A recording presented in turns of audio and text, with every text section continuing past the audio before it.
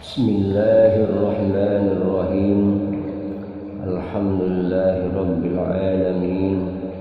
Wa bihi nasta'inu ala umuri dunya waddin. Wassalatu wassalamu ala sayyidina Muhammadin wa ala alihi wa sahbihi ajma'in, amma ba'd. Ini risalah tentang fidyah keliling, ataqoh, sholat hadiah, dan taubat dari dosa. Disarikan dari Al-Alim Al-Alamah wal Bahrul Faham Abdullah Raden Haji Ma'mun Nawawi bin Haji Anwar, ghafarallahu lahu junubahu wa satara uyubahu wa hafizahu min jami' liyaihi wa balaihi fid darwi wa ghazali ahlahu wa masyaihi wa hiwanihi wa man alaihi haqqun wal muslimina kulluhum ajma'un. Jika ditulis tempatnya tetap, jika dihafal lompat atau mudah lupa. Semoga di antara saudara muslimin dapat mengambil manfaat dari kitab ini. Segala yang berbentuk petunjuk, perintah yang bermanfaat di alam barzah. Sangat penting bersungguh-sungguh melaksanakan persiapan, karena pasti semua makhluk akan mati dan akan mendatangi kubur kapan saja dan di mana saja.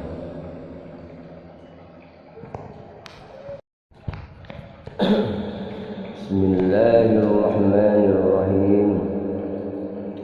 Alhamdulillahi bi jami'i mahamidihi, wassalatu wassalamu ala sayyidina Muhammadin wa alihi wa sahbihi wa hizbihi, amma ba'd. Risalah ini di dalamnya menceritakan aturan mengenai fidyah, ataqoh, sholat hadiah, dan taubat. Kebanyakan dari risalah ini diambil dari kitab Al-Wahbatul Alahiyah Syekh Muhtar rahimahullahu alaihi, dan bahasa Melayunya dari kitab Minatil Jalil Syekh Ahmad Alauddin Al-Hanafi, dan dari Al-Qaulul Mukhtasar Al-Mufid Syekh Muhammad Saleh Kamil. Semoga menjadikan bertambahnya manfaat untuk kita semuanya, dan khususnya Sunda, dan bertambahnya amal yang pahalanya mengalir sesuai kita semua wafat, mengalir sesudah kita semua wafat. Dan kepada guru-guru dan para ulama yang terkenal keikhlasannya dan dimakbul doanya oleh Allah Subhanahu wa ta'ala. Rabbana atina fid dunya hasanah wa fil akhirati hasanah wa qina azabannar. Wabillahi taufiq wa 'ala Allahi taqammalani wa la haula wa la quwwata illa billahil aliyyil azim. I'lamu rahimakumullah. Ketahuilah oleh kalian semua, wahai saudara, sesungguhnya wasiat itu setengah dari perbuatan yang baik dan yang diperintahkan. Telah meriwayatkan Imam Bukhari dan Muslim dari Sayyidina Abdullah bin Umar radhiyallahu anhu dari Rasulullah sallallahu alaihi wasallam, la wasannana mahaqqa amri'in muslim tamarru alaihi salasa layalin illa wasiyatuhu indahu. Artinya tidak seharusnya untuk seorang muslim dilewati oleh 3 malam kecuali wasiat sudah ada pada diri. Dan dari riwayat Ibnu Majah, Rasulullah SAW bersabda, "Man mata ala wasiyati, mata ala sabili wa sunnati, wa mata ala taqiyyi wa syahadati, wa mata maghfuran lahu." Siapa saja yang wafat dan meninggalkan wasiat, maka wafatnya orang itu dalam perjalanan sunnah Nabi, dan wafatnya itu atas takwa dan syahid serta diampuni dosanya. Dan dalam riwayat Anas bin Malik radhiyallahu anhu, suatu waktu aku dan para sahabat berkumpul di hadapan Rasulullah SAW. Datanglah seorang laki-laki sambil berkata, "Si fulan meninggal." Rasulullah kaget. "Bukankah dia bersama kita berkumpul belum lama ini?" Jawab sahabat, "Betul ya Rasulullah." Rasulullah bersabda, "Subhanallah," sambil sedikit marah dan menyesalkan bahwa yang meninggal itu tidak sempat meninggalkan wasiat. Dari riwayat Abu Ya'la dari Ibnu Majah, Rasulullah SAW bersabda bahwa orang yang terhalangi dari rahmat adalah orang yang terhalangi dari berwasiat. Dan dari riwayat Ibnu Abbas radhiyallahu anhu, tarkul wasiyati di dunia wa nar wa surur fil akhir. Rawahu Tabrani As-Saghir wal Awsat. Meninggalkan wasiat itu kejelekan di dunia, neraka dan kejahatan di akhirat.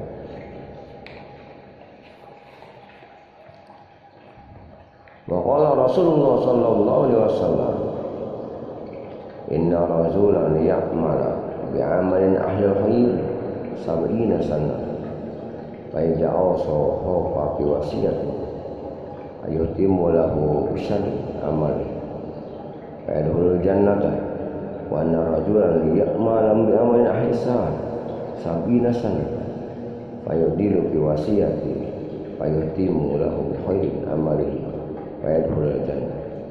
Rawahu Abu Dawud wa Tirmidzi wa Ibnu Majah. Sesungguhnya seorang laki-laki beramal baik selama 70 tahun. Jika ketika wasiat atau tidak wasiat, maka akan jelek akhirnya dan masuk neraka. Dan sesungguhnya orang laki-laki beramal jelek selama 70 tahun, kemudian berwasiat dengan adil dalam wasiatnya, maka ia menjadi husnul khatimah dan masuk surga. Maqala Rasulullah sallallahu alaihi wasallam, "Al-idrar fil wasiyati min al-kabair." Rawahu An-Nasa'i. Rasulullah SAW bersabda, sesungguhnya yang membahayakan dalam wasiat termasuk dosa besar. Hadis riwayat An-Nasa'i. Yang dimaksud adalah wasiat yang melebihi dari sepertiga dari harta benda tirkah atau yang menghalangi pada ahli waris. Disebutkan dalam sebagian hadis, orang yang meninggal sedang tidak berwasiat, maka ia bisu di alam kubur. Oleh karena itu, wahai saudara sekalian, bersedialah untuk berwasiat dengan menulisnya di dalam buku tulis.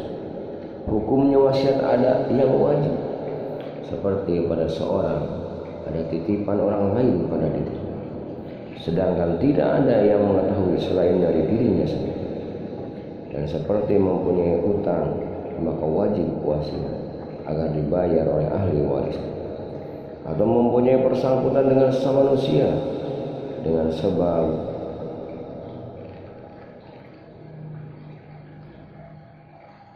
menganiaya hartanya atau barang, maka wajib wasiat agar memintakan halal dari yang dianiaya. Dan seperti ada pada diri seorang hak Allah, seperti puasa Ramadan atau puasa kifarat atau puasa najar yang belum dilaksanakan sebelum meninggal, termasuk juga zakat, maka wajib wasiat agar dibayar fidyahnya dan zakatnya dikodok dan zakatnya untuk dikodok. dan sebagainya macam-macam wasiat yang wajib. Sedangkan wasiat yang sunnah seperti melaksanakan kebaikan, dihajikan atau umroh, membebaskan budak, berkurban, atau meminta dibacakan Al-Quran, tahlil, ataqo, sholat hadiah, dan seperti segala sesuatu yang dibolehkan dikerjakan oleh seorang ketika hidupnya dan orang yang masih hidup untuk yang sudah meninggal, dengan syarat tidak melebihi sepertiga dari tirkah mayit. Sedangkan wasiat yang haram seperti wasiat yang seseorang dengan niat menghalangi hak bagian ahli waris yang lain atas wasiat untuk mengerjakan sesuatu pekerjaan yang dilarang oleh syariat. Dan setengah wasiat yang sunnah yaitu meminta dibayarkan fidyah untuk semua sholatnya, puasanya, dan semua kewajiban-kewajiban dari kebanyakan hak Allah dan hak manusia.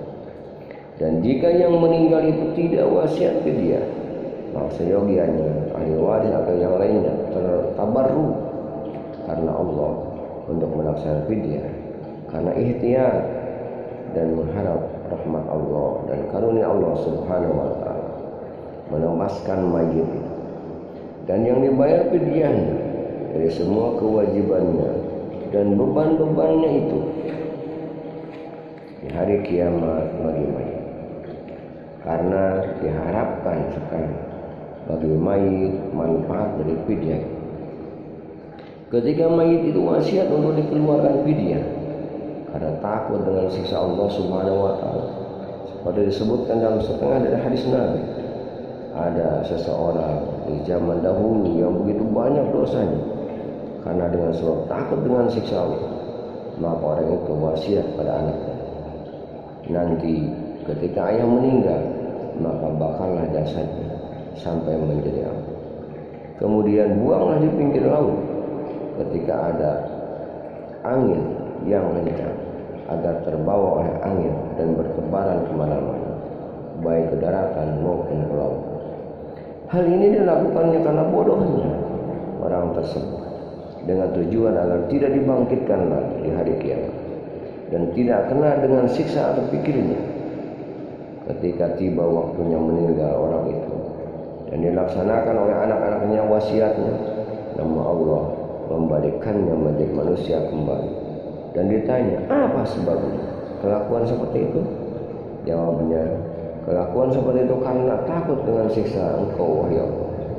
Maka diampunilah dosa orang tersebut oleh Allah Subhanahu wa taala.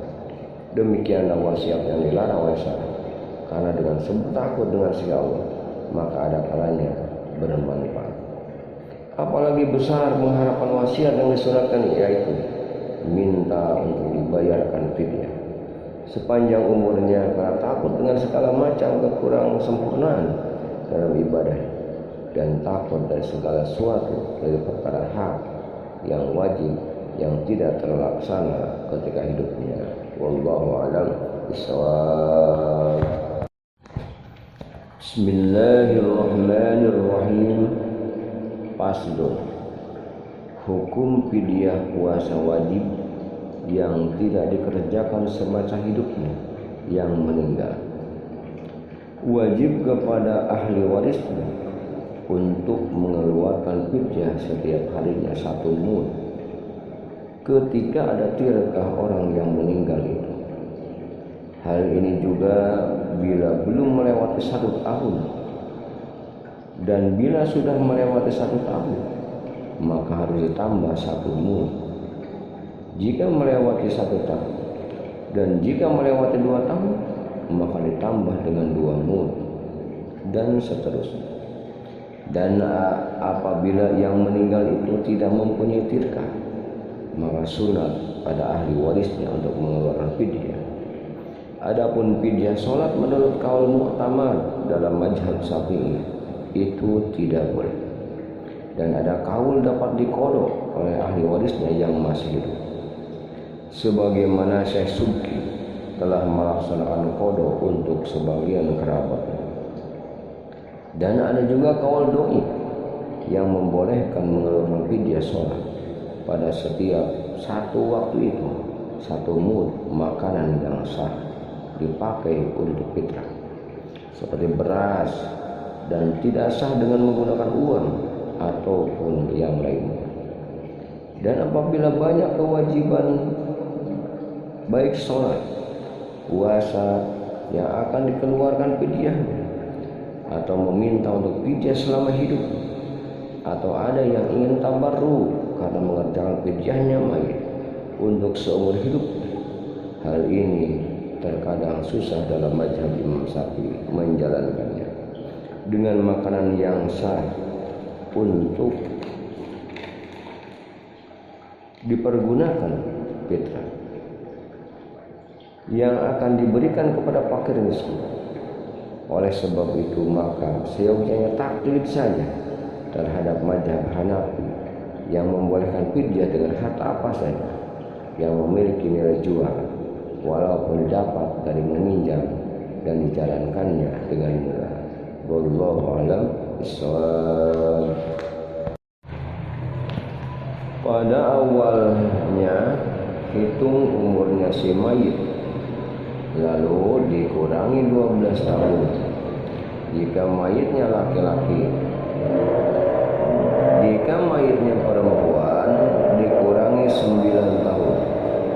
Dan jika tidak diketahui umurnya si mayit, maka ambil saja galib atau kebiasaan dengan jon atau sangka atau perkiraan dengan bilangan yang yakin yang tidak kurang dari jumlah umurnya karena ikhtiar. Hal ini seyogyanya dijalankan walaupun dalam selama umur hidupnya mayat tidak meninggalkan sholat atau puasa dan kewajiban lain karena khawatir dari kekurangannya yang tidak terasa. Setelah dikurangi 12 tahun untuk laki-laki dan 9 tahun untuk perempuan, maka dikalikan dengan 355 hari dan hasilnya dikalikan dengan 6, yaitu bilangan sholat 5 waktu ditambah 1 witir. Dan hasilnya dikalikan dengan harga beras atau gandum 1 pula. Lalu dihitung jumlah harta yang akan dipakai fidyah.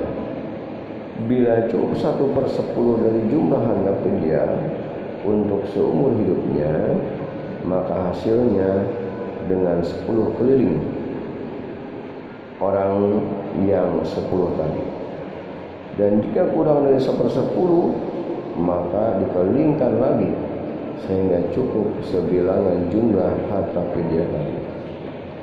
Sedangkan tata cara memberikan fidyah yaitu harus dibahasakan si ahli waris atau yang mewakilinya, seperti saya sidqoh pada engkau harta ini seukuran menggugurkan kewajiban sholatnya si fulan bin fulan atau seumpamanya. Maka diterima oleh si fakir lalu mengucapkan, saya terima sidqoh ini dengan mengikuti kodekan di dalam hati harta itu sudah jadi miliknya. Lalu disedekahkan lagi oleh si fakir harta itu pada ahli waris. Dari situ disedekahkan lagi oleh ahli waris ke fakir yang lain. Seperti itulah bolak-balik hingga selesai atau habis kewajiban si mayit. Dan bila setelah selesai kewajiban sholatnya, kemudian kelilingkan lagi untuk fidyah puasanya, kemudian kelilingkan lagi untuk niat fidyah menggugurkan semua barang yang wajib untuk si mayit. Dari semua hal yang disebutkan di bawah atau diniatkan oleh ahli waris ketika memberikan harta itu pada si fakir, menggugurkan semua barang yang wajib bagi mayit. Seperti diucapkan, saya sedekahkan pada engkau harta ini karena menggugurkan semua barang pada mayit fulan bin fulan, dari puasanya dan sholatnya dan semua hak Allah dan hak sesama manusia yang wajib bagi mayit fulan bin fulan. Lalu diterima oleh si fakir dan kemudian terus bolak-balik dan seterusnya hingga cukup semua kewajiban si mayit. Dan ada tata cara yang lebih mudah, yaitu ahli waris mengadakan fidyah yang sekiranya cukup untuk 1 tahun walaupun hartanya dihasilkan dari meminjam.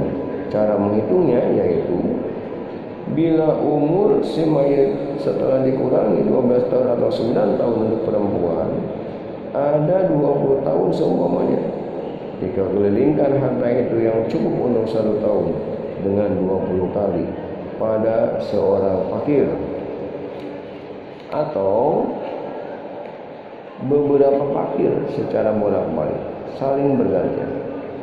Begitu juga urusan fidyah puasa Ramadan. Umpamanya dalam sebuah negara nilai harga beras 1 kulaknya 4 rupiah, maka fidyah sholat sehari semalam waktu dikali 4 rupiah sama dengan 24 rupiah. Untuk fidyah 1 tahun dikalikan 355 hari, maka hasilnya 8.520. Jika ada harta yang dipakai untuk fidyah, sedangkan umur mayit setelah dikurangi 12 tahun atau 9 tahun ada 20 tahun umpamanya, maka cukup dikelilingkan sebanyak 20 kali.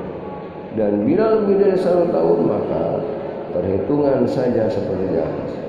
Dan semakin hartanya banyak, maka semakin cepat dan berkurangnya penerima fidyah keliling. Adapun fidyah puasa bulan Ramadan pada 1 tahun, bila harga beras seperti harga di atas, berarti 30 pula kali 4 rupiah, maka hasilnya 120 rupiah. Maka jika umur mayit 20 tahun dikelilingkan 20 kali, dan 20 rupiah dikalikan 120 sama dengan 2.400 rupiah. Jadi jika harta yang dipakai fidyah ada sejumlah uang tersebut yang tersebut di atas 8.520 rupiah, cukup dengan 1 kali dikelilingkan saja pada seorang fakir. Bahkan lebih sebab dalam mazhab Hanafi tidak diwajibkan menambah-nambah fidyah, sebab diakhirkan kodoknya dalam 1 tahun atau 2 tahun. Dan jika setelah selesai, maka ahli waris harus membagi harta yang telah diniatkan akan dibagikan pada fakir miskin yang hadir pada perkumpulan itu dengan berupa beras atau harta yang lainnya sehingga merata. Perhatian, fidyah itu jangan mentang-mentang cukup dengan dikelilingkan kemudian disimpan kembali hartanya oleh ahli waris, tetapi harus ada yang disedekahkan setelahnya kepada fakir miskin agar dibawa ke rumah. Dan wajib bagi tata cara fidyah keliling ini, jangan dulu menerima si fakir pada harta tersebut sehingga sempurna ijab ahli waris atau wakilnya. Dan ahli waris jangan dulu mengucapkan saya menerima sidqah sehingga sempurna ucapan si penerima fakir atau menerima sidqah. Dan wajib jangan ikut serta anak-anak yang belum baligh atau orang yang kurang akal atau abid atau amat atau orang kaya atau orang fakir. Dan wajib tidak boleh meminjam harta untuk fidyah dari orang yang tidak memiliki harta itu, dan bukan dari salah seorang yang kepemilikan hartanya berdua, kecuali ada izin dari semua musyarakah itu. Dan wajib jangan mengelilingkan fidyah itu orang lain yang bukan ahli waris, dan bukan yang diberi wasiat atau bukan wakil dari salah seorang ahli waris dan yang menerima wasiat. Wajib bagi yang mengerjakan dalam mengelilingkan fidyah itu jangan bermain-main ketika memberikan fidyah pada si fakir, tetapi wajib memberikan fidyah itu dengan ikhlas, mengembalikan kepemilikan pada si fakir dengan niat sungguh-sungguh. Dan jika si fakir setelah selesai menerima fidyah itu tidak memberikan lagi pada ahli waris, maka boleh dan tenang hati dan tidak boleh dipaksa untuk hibah lagi. Wallahu a'lam bishawab. Faslun menjelaskan tentang ataqo, sesuatu yang menjadikan sebab bebas dari api neraka.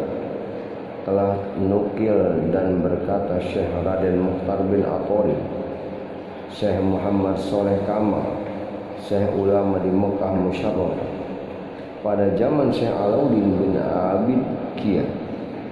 Hasilnya seyogianya tidak boleh bagi manusia untuk lupa dalam mengerjakan ataqo yang sudah umum dan masyhur menurut sebagian besar orang, yaitu membaca surat Ikhlas, Al-Ikhlas, dan telah banyak ditemukan dalam banyak hadis Nabi. Dan setengahnya dari hadis itu adalah riwayat Imam Ahmad bin Hanbal dalam musnadnya Mu'adz bin Anas al-Juhayni radhiyallahu anhu. Rasulullah SAW bersabda, "Man qara'a qul huwallahu ahad ahada asyara marratan banallahu lahu baitan fil jannah. Siapa saja yang membaca surat Al-Ikhlas 11 kali, maka Allah akan membangun untuknya gedung di surga. Dan berkatalah Umar bin Khattab radhiyallahu anhu, kalau seperti itu, maka saya akan membacanya sebanyak-banyak. Bersabda Nabi sallallahu alaihi wasallam, Allahu akbar wa atib. Allah itu maha besar dan yang maha baik. Dan setengah lagi dari hadis yang diriwayatkan oleh Imam Tabrani dari Fairuz Ad-Dailami radhiyallahu anhu, Rasulullah SAW bersabda, Man qara'a qul huwallahu ahad mi'atan fi sholati aw ghairiha kataballahu lahu bara'atan minan nar. Siapa saja yang membaca surah Al-Ikhlas 100 kali pada waktu sholat atau di luar sholat, maka Allah menuliskan kepadanya diraksa atau dijaga dari api neraka. Dan setengah dari hadis yang diriwayatkan oleh Imam Bazar dari Anas bin Malik radhiyallahu anhu, dari Rasulullah SAW bersabda, Man qara'a qul huwallahu ahad mi'ata alfa marratan faqad istara nafsahu wa nada munadi min qibalillahi ta'ala fi samawatihi wa fi ardihi ala inna fulanan atiqullah faman lahu qablahu taba'u ay haqqun falya'khuzha minallahi azza wa jalla. Siapa saja yang membaca qul huwallahu ahad 100.000 kali, maka sungguhnya telah membeli dirinya dari Allah Subhanahu wa taala. Dan Allah memerintahkan kepada seorang malaikat yang mengundang dari langit dan di bumi, wahai, ingatlah sekalian, sesungguhnya si fulan itu yang dibebaskan oleh Allah. Siapa saja yang memiliki hak dari si fulan itu, maka ambillah dari Allah Subhanahu wa taala saja. Jangan dari dia, sudah tidak ada urusan apapun dengan. Berkatalah Syekh Alaudi, hadis ini ditunjukkan untuk orang yang membaca qul huwallahu ahad dengan jumlah bilangan dalam seumur hidupnya atau dibacakan oleh orang lain untuknya dengan niat yang ikhlas, sebagaimana yang telah dijalankan oleh ahli syariat dan ahli tasawuf yang suka membaca untuk dirinya dan untuk orang lain. Begitu pula atakoh yang suka dijalankan oleh sebagian besar orang-orang, yaitu membaca La ilaha illallah sebanyak 70.000 kali.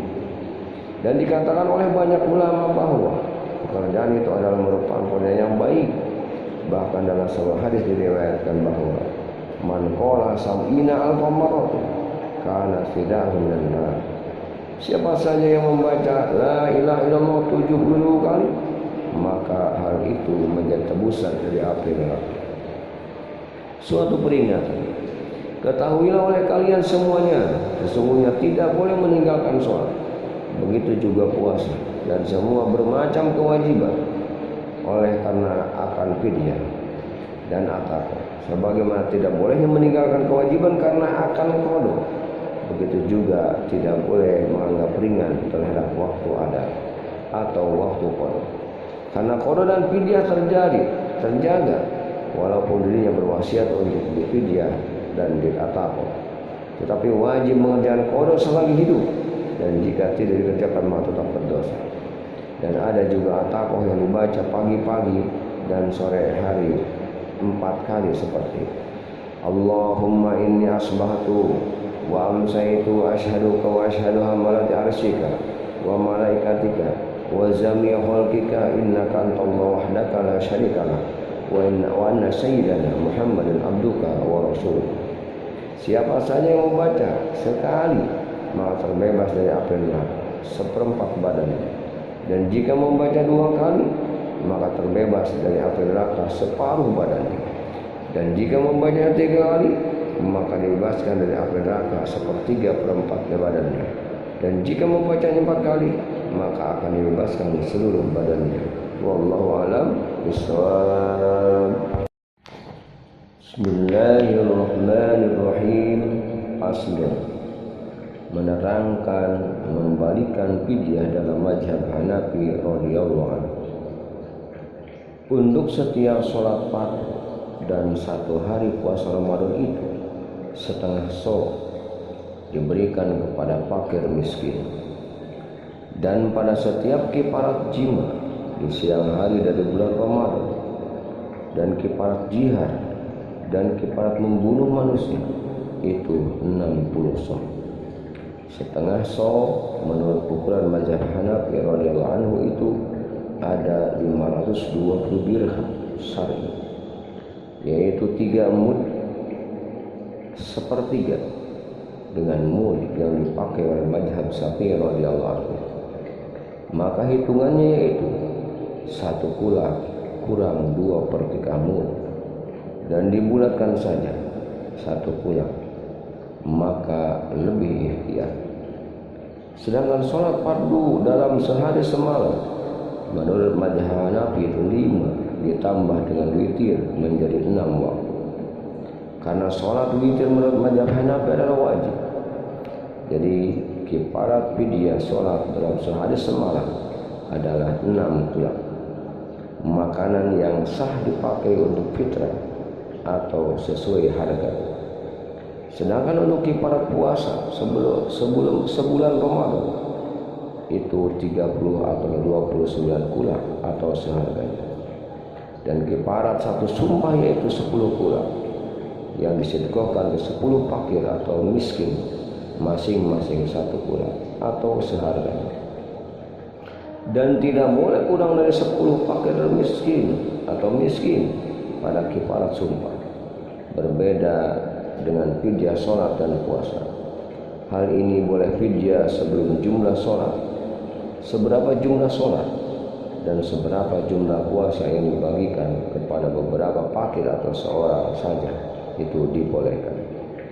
Maka laksanakan saja fidyah untuk mayit dari semua kewajiban-kewajiban menurut mazhab Hanafi, seperti sholat dan puasa Ramadan dan beribadah haji dan sujud tilawah dan setiap sholat sunat yang dibatalkan tidak diqadha ketika masa hidupnya, dan semua najar dan zakat fitrah dan jinayah yaitu mengenainya seperti membunuh manusia dan semua kifaratnya, dan fidyah yang wajib dan sidqah yang dinajarkan dan i'tikaf yang dinajarkan, dan semua hak manusia yang ahlinya tidak mengetahui, dan semua hak yang berkenaan dengan harta dan badannya dalam satu-satunya keadaan menggunakan niat yang ditentukan, seperti ucapannya, saya sidqah padamu harta ini karena menggugurkan semua barang yang wajib dari sholatnya si fulan atau puasanya si fulan,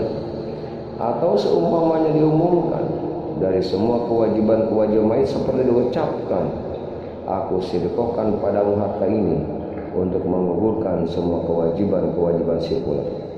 Sedangkan tata cara melaksanakan ibadah fidyah seumur hidup untuk si mayat dalam mazhab Hanafi atau Abu Hanifah bin Nu'man radhiyallahu anhu, yaitu ahli warisnya harus mengumpulkan 10 orang laki-laki yang bukan abid, bukan budak, bukan orang kaya.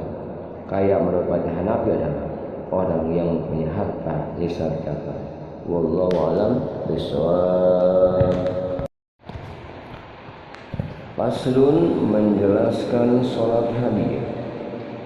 Ditulis dari kitab Nihayatul Zain. Wa minhu sholatu rak'ataini ins fil qabr. Ruwiya 'anil Nabi sallallahu alaihi wasallam annahu qala la ya'ti 'alal mayyit asaddu min al-lailatil ula farhamu bis sadaqah may yamutu faman lam yajid falyusalli rak'atain yaqra'u fihi ma fi kulli rak'atin minhuma fatihatul kitab marratan wa ayatul kursi marratan wa ilahukum wal hakumut takasur marratan wa qala qul huwallahu ahad asra marratan wa yaqulu ba'da salam Allahumma inni shallaitu hadhihi salata wa ta'lamu ma uridu Allahumma ba'asawabaha ila qabri fulan ibnu fulan wa yab'asallahu min sa'atihi ila qabri al-qamar ma kulli malak nur wa hadiyatan yura nasulahu ila yaumi yunfaw bisu wa fi hadis inna fa'ilun jalik lahu sawaban isyim minhu innahu la yakhruju minad dunya hatta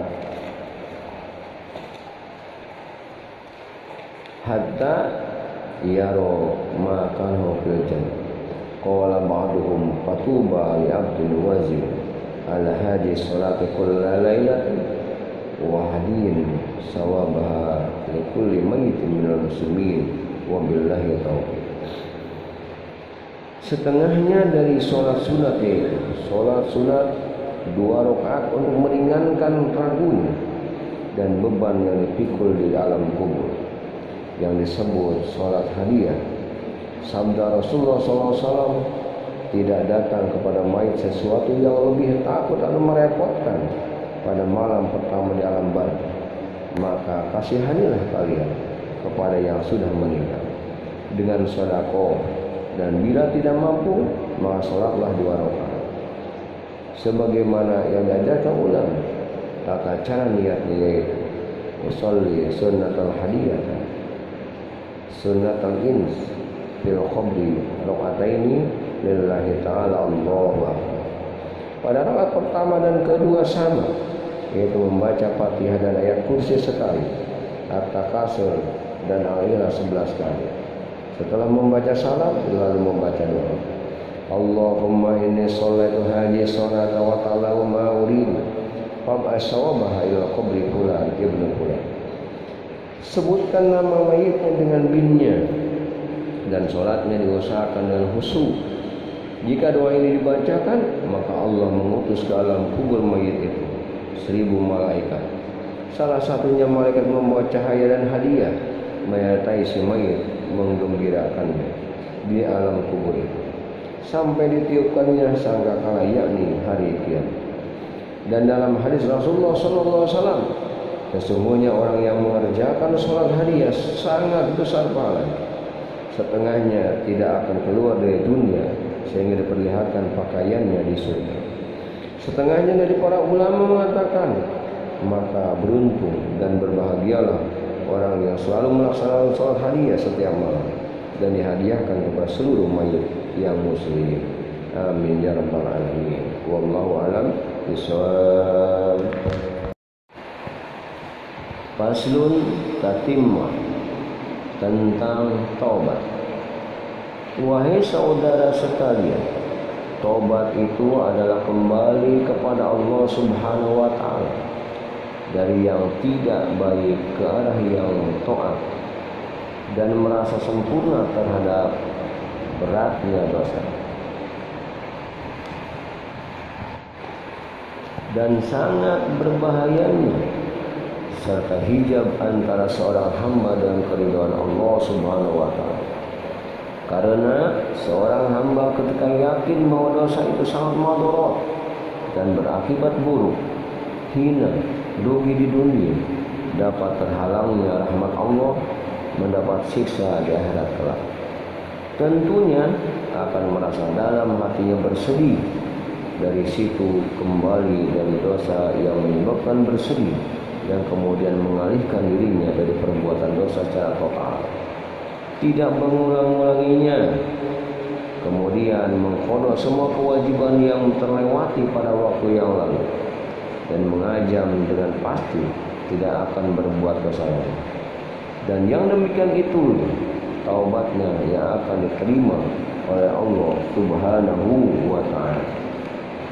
Ketahuilah, bersegera bertaubat itu merupakan jumlah yang sangat diwajibkan dari segala sesuatu yang ada pada diri seorang muslim. Sedangkan syaratnya taubat itu ada 3 bagian. 1. Bersedih hati. 2. Meninggalkan perbuatan dosa. 3. Tidak akan mengulanginya lagi perbuatan dosa itu. Dan jika maksiat dengan sebab meninggalkan sholat, puasa, zakat, maka harus disertai dengan qada. Dan jika menyangkut hak sesama manusia, maka harus meminta ridho kepada manusia itu sendiri dan mengembalikan kembali semua barang yang dapat dengan cara zalim. Rabbana faghfir lana dzunubana wa kaffir anna sayyi'atina wa tawaffana ma'al abrar. Wa sallallahu ala sayyidina Muhammadin wa alihi wa sahbihi ajmain. Walhamdulillahirabbil alamin. Wallahu a'lam bishawab.